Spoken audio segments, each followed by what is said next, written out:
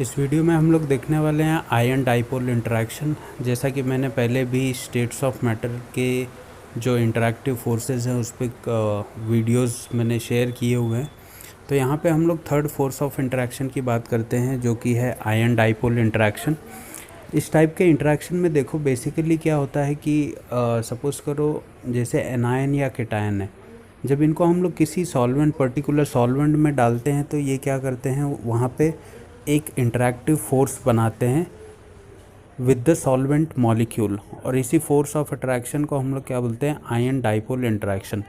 जब भी किसी आयन का किसी डाइपोल से इंटरेक्शन होता है, मतलब जो सॉल्वेंट होगा उसके पास तो उसके पास तो खुद का डाइपोल होगा, बट जो आयन होता है हमारे पास, उस आयन के पास सिर्फ एक ही चार्ज होगा, या तो वो एनायन के फॉर्म में होगा या फिर केटायन के फॉर्म में होगा। अब उनके बीच का जो इंटरेक्शन होता है उसी को हम लोग क्या बोलेंगे, आयन डाइपोल इंटरेक्शन। और ऐसा एक साइंटिफिक स्टडी में देखा भी गया है कि जब भी किसी चीज़ को हम लोग वाटर या किसी अलग चीज़ में सॉल्वेंट में डिसॉल्व करते हैं तो उसके लगभग सॉल्वेंट के 6 मॉलिक्यूल उस आयन को सराउंड कर लेते हैं और उसको डिसॉल्व करते हैं बाय द कोलिजन।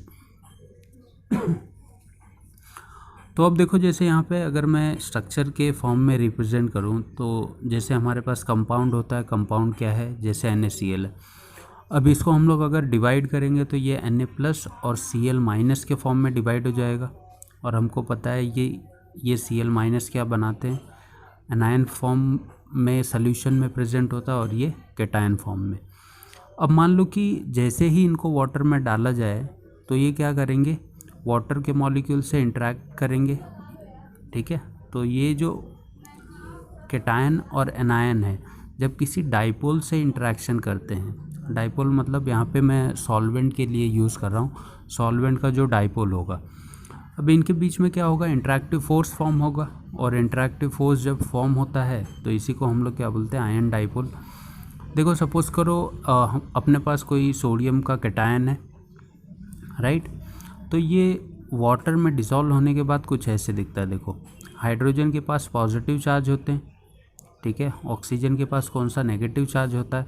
तो ऐसे ऑक्सीजन के जो एटम्स हैं ये क्या करते हैं, इसको अपनी तरफ अट्रैक्ट करते हैं, ठीक है। तो वाटर के पास तो डाइपोल हैं, यहाँ पे H+ भी है, OH- भी है, O- भी है। बट अब देखो, ऑक्सीजन का नेगेटिव चार्ज जो है वो सोडियम के पॉजिटिव चार्ज से क्या कर रहा है, इंटरेक्शन कर रहा है, ठीक है। और मैंने ये मॉलिक्यूल क्या करते हैं, इनको सराउंड कर लेते हैं, ठीक है।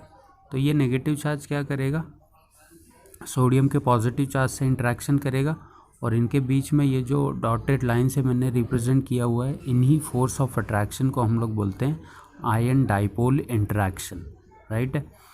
तो सेम ऐसे ही Cl के साथ होगा, बट वहाँ पे थोड़ा सा सिनेरियो चेंज हो जाएगा, क्योंकि यहाँ पे जो Cl- है वो इंटरेक्शन किससे करेगा, वाटर के H+ एटम से, क्योंकि ऑक्सीजन के पास तो नेगेटिव चार्ज है और क्लोरीन के पास ऑलरेडी नेगेटिव चार्ज है।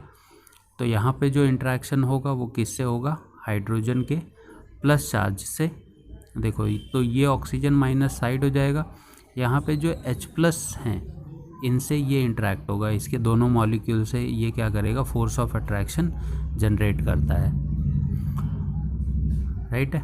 तो ऑक्सीजन यहाँ पे दूसरे साइड में शिफ्ट हो जाएगा और हाइड्रोजन से यहाँ पे क्या होगा, इंटरेक्शन फॉर्म होता है, और इसी चीज़ को हम लोग आयन डाइपोल। अब क्लोरीन का एनायन है और वाटर का क्या है, देखो H+ है, केटायन इंटरेक्ट कर रहा है, इसी वजह से इसको हम लोग आयन डाइपोल इंटरेक्शन बोलते हैं। तो कुछ इस टाइप का स्ट्रक्चर दिखता है हमको जब चीज़ें वाटर में डिज़ोल्व की जाती हैं या किसी पर्टिकुलर सॉल्वेंट में डिज़ोल्व की जाती हैं। इनको सॉल्वेशन भी बोला जाता है, बट अगर किसी चीज़ को जैसे वाटर में ही पर्टिकुलरली डिज़ोल्व कर रहे हैं तो उसको हम लोग हाइड्रेशन भी बोलते हैं।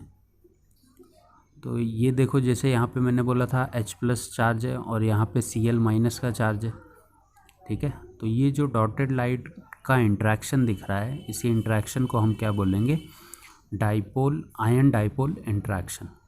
Ion may be it anion और कटायन, एंड डाइपोल किसका होगा, सॉल्वेंट का।